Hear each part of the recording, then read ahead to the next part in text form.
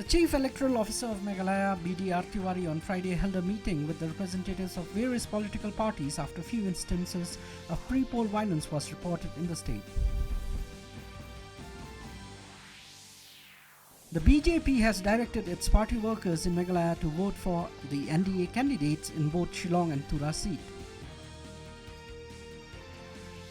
Police are yet to make an arrest in connection with the pelting of stones at the residence of KHADC MDC Magdalene Maulong at Maulian Maukhan in Umsning Ribhoi.